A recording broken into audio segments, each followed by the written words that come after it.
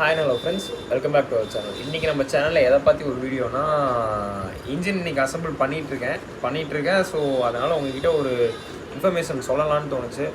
இது பார்த்துக்கிட்டிங்கன்னா, இதில் தான் உங்களுக்கு கியர் வந்து உக்காந்தி கியர் வந்து நெக்ஸ்ட் லெவலில் மாறுறது, நெக்ஸ்ட் கியர் செலக்டர் அப்படின்னு சொல்லுவாங்க. இதுதான் உங்களுக்கு கியரை வந்து ஸ்மூத்தாக மாற்றி கொடுக்குறது. இது வந்து இந்த வண்டியில் என்ன கண்டிஷனில் இருந்துச்சுன்னா, இங்கே பார்த்தீங்கன்னா நல்லாவே தெரியும், நல்லா இருக்கிற மாதிரி தெரியும். இதுலேயும் லைட்டாக தான் அரிச்ச மாதிரி இருக்கும். பட் ஆனால் இங்கே பாருங்கள், தெரியுதா,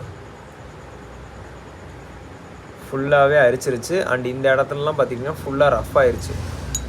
கியரை நல்லாவே தேய்ச்சி எடுத்துருச்சு. ஸோ வந்து இது வந்து சுத்தமாகவே போயிருச்சு.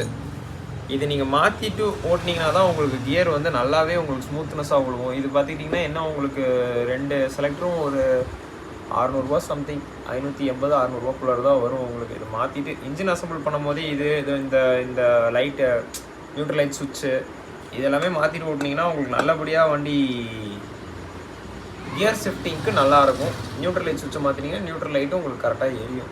ஸோ இந்த நீங்கள் ஒரு சின்ன 10 ரூபா சுவிட்சுக்கோசரம், நியூட்ரல் லைட்டு சுவிட்சுக்கோசரம், நியூட்ரல் லைட் தகுடுக்கோசரம் நீங்கள் இன்ஜினை பிரிச்சுட்டு இருக்க தேவையில்லை. இந்த கியர் செலக்டரை பற்றி தான் சொல்லணும்னு தோணுச்சு. ஓகே ஃப்ரெண்ட்ஸ், நெக்ஸ்ட் வீடியோவில் பார்ப்போம். பாய். அண்ட் இன்னொன்று, சப்ஸ்கிரைப் பண்ணாமல் பார்த்துட்டு இருக்காங்க, சப்ஸ்கிரைப் பண்ணிடுங்க.